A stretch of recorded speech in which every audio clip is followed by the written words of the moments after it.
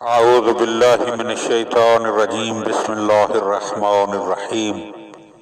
مولا کائنات حضرت امیر المومنین علی ابن ابی طالب علیہ السلام کے مجموعہ کلام نہج البلاغہ کے پہلے باب کا خطبہ نمبر 194۔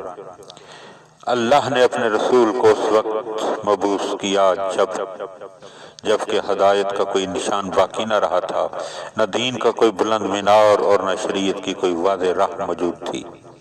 اے اللہ کے بندوں، میں تمہیں اللہ سے ڈرنے کی نصیحت کرتا ہوں اور اس دنیا سے متنبہ کیے دیتا ہوں کہ جو کوچ کی جگہ اور بے لطفی و بدمزگی کا مقام ہے، اس میں بسنے والا آخر اس سے چل چلاؤ پر مجبور ہوگا اور ٹھہرنے والا اپنا رخ موڑ کر اس سے الگ ہو جائے گا۔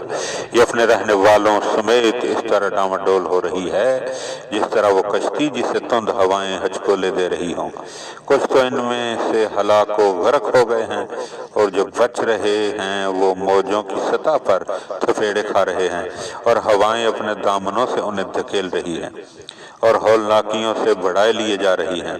جو غرق ہو چکا ہے وہ ہاتھ نہیں لگے گا، اور جو بچ رہا ہے وہ مہلکوں میں پڑا رہے گا۔ اے اللہ کے بندو، اعمال نیک انجام بجا لاؤ ابھی جبکہ زبانوں کے لیے کوئی رکاوٹ نہیں، بدن تندرست، ہاتھ پیروں میں لچک ہے کہ جو چاہو ان سے کام لے سکتے ہو۔ آنے جانے کی جگہ وسیع اور میدان عمل کشادہ ہے، قبل اس کے کہ فرصت رفتاگ موت کا نہ دے اور موت ٹوٹ پڑے۔